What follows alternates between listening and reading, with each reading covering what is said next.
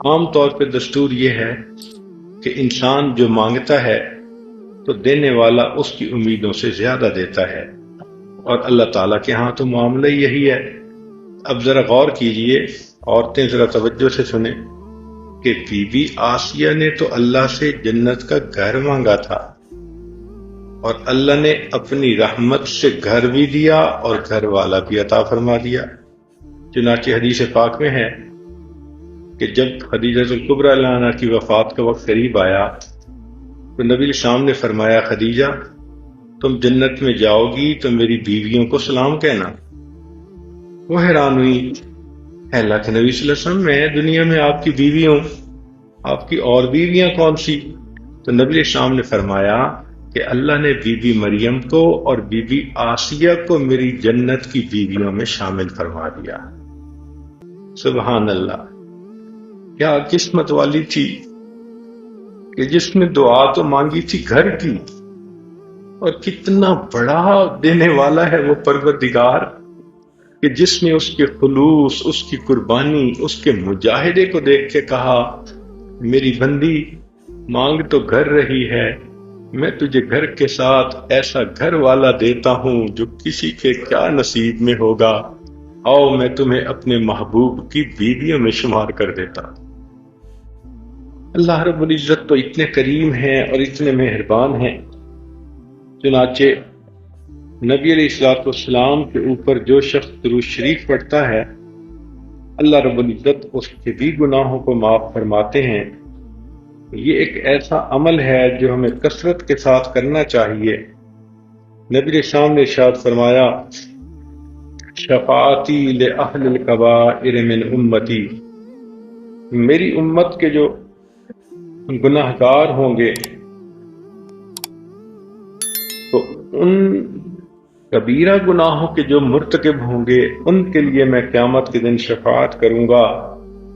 اور ایک حدیث پاک میں نبی علیہ السلام نے فرمایا، خیرت بین الشفاعت، کہ مجھے اختیار دیا گیا، چوائس دیا گیا کہ یا تو میں شفاعت کروں او یدخل نصف امتی الجنہ، یا میری آدھی امت کے لوگ جنت میں چلے جائیں۔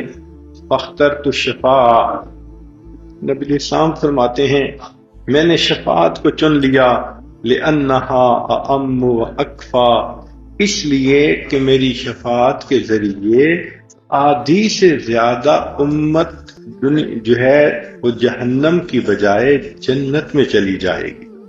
سبحان اللہ، نبی علیہ الصلوۃ والسلام پر درود شریف پڑھنا، اپنے غم کو ختم کرنا اور گناہوں کو معاف کرنا۔ چنانچہ حدیث پاک میں ہے، ایک صحابی نبی علیہ السلام کی خدمت میں حاضر ہوئے، اے اللہ کے نبی صلی اللہ علیہ وسلم، میں آپ پر تیسرا حصہ وقت کا درود شریف پڑھ لیا کروں؟ فرمایا زیادہ کرو تو بہتر ہے۔ اے اللہ کے نبی صلی اللہ علیہ وسلم، میں آدھا وقت درود شریف پڑھ لیا کروں؟ فرمایا زیادہ کرو تو بہتر ہوگا۔ اے اللہ کے نبی صلی اللہ علیہ وسلم، میں 3/4 وقت آپ پر درود شریف پڑھ لیا کروں؟ فرمایا تم زیادہ کرو تو بہتر ہوگا۔ اے اللہ کے نبی صلی اللہ علیہ وسلم، میں پورا وقت آپ پر درود شریف پڑھا کروں؟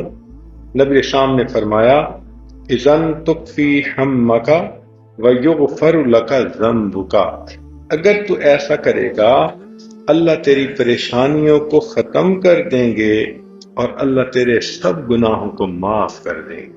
سبحان اللہ، جتنا وقت ملے درود شریف پڑھتے رہیں تو دیکھو پریشانیاں ختم اور گناہ جو ہے وہ معاف ہو جاتے ہیں۔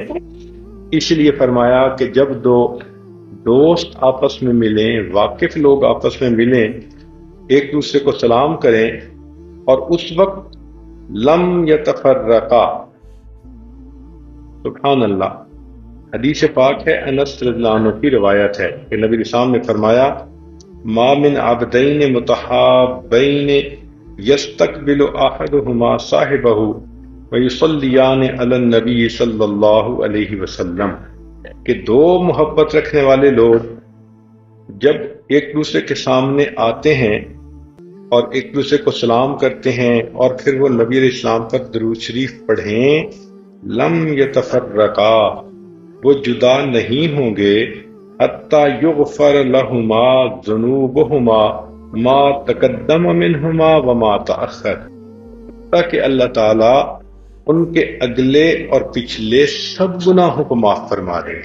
اب دیکھیں، آپ دن میں شاید 50 خواتین کو ملتی ہوں گی، کہیں بہن کو ملی، کہیں ماں کو ملی، کہیں کسی پڑوسن کو ملی، رشتہ دار کو ملی۔ تو اگر ایسا موقع ملتا ہے تو نبی شام پر درود شریف بھی پڑھ لینا چاہیے، تاکہ یہ سعادت ہمیں نصیب ہو جائے کہ جدا ہونے سے پہلے مغفرت ہو جائے۔ اور ایک اور عمل ایسا ہے کہ جو عورتوں کو اپنانا چاہیے اور اہتمام سے کرنا چاہیے۔ یہ بخاری شریف کی روایت ہے، دار قطنی نے بھی اس کو روایت کیا۔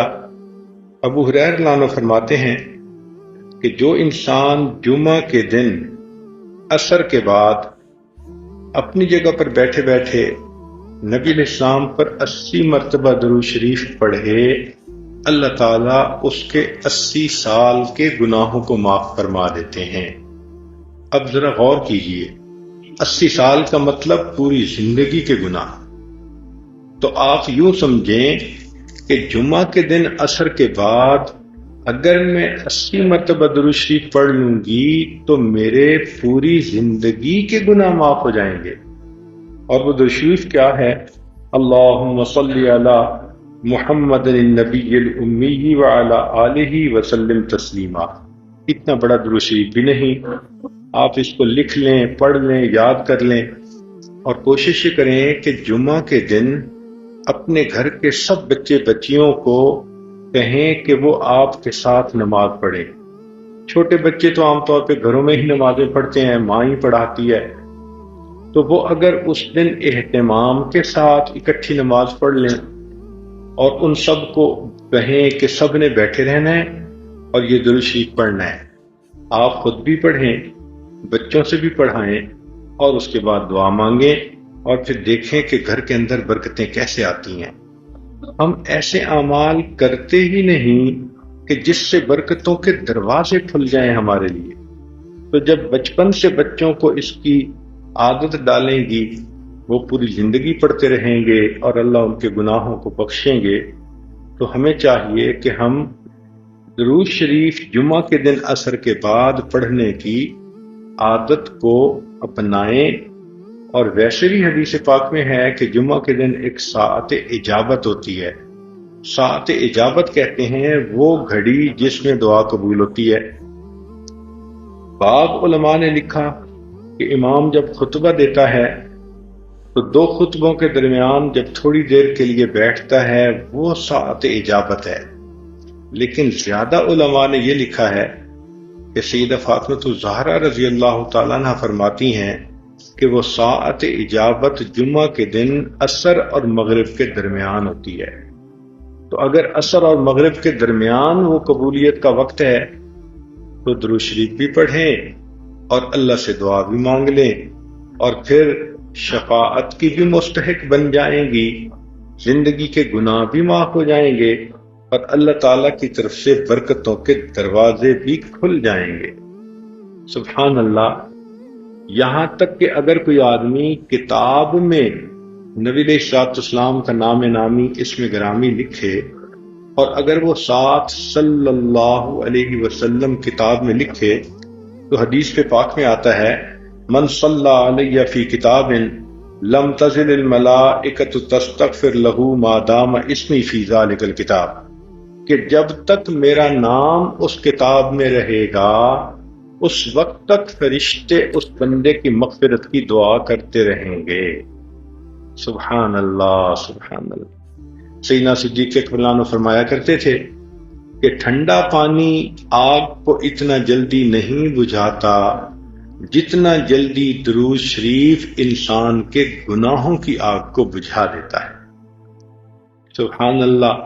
وقت ہوتا ہے عورتوں کے پاس ادھر ادھر کے کاموں میں مشغول رہنے کی بجائے، یا ایک دوسرے سے تبادلہ خیال کرنے کی بجائے، گپیں مارنے کی بجائے، حالات حاضرہ سننے کی بجائے، اگر عادت پڑ جائے کہ یہ اعمال میں نے کرنے ہیں، دعائیں مانگنی ہیں، مسنون دعائیں پڑھنی ہیں، درود شریف پڑھنا ہے تو سبحان اللہ جنت میں جانے کا راستہ کھلا ہوگا، جہنم میں جانے والا سوال ہی پیدا نہیں ہوتا۔ مگر افسوس کہ غفلت کی وجہ سے وہ عورتیں آج جن کے بچے جوان ہو جاتے ہیں، شادیاں ہو جاتی ہیں، وہ نانیاں اور دادیاں بن جاتی ہیں، یہ بہت قیمتی عورتیں ہوتی ہیں۔ عام طور پہ ان کے پاس فرصت ہی فرصت ہوتی ہے، مگر اس فرصت کو کاش کہ وہ غنیمت سمجھیں اور عبادت میں لگائیں، درود شریف پڑھیں، استغفار پڑھیں، مسنون دعائیں پڑھیں، تو یہ تو سیدھی جنت میں جائیں گی۔ اللہ تعالی ہمارے لیے جنت کے راستے کو آسان فرما دے۔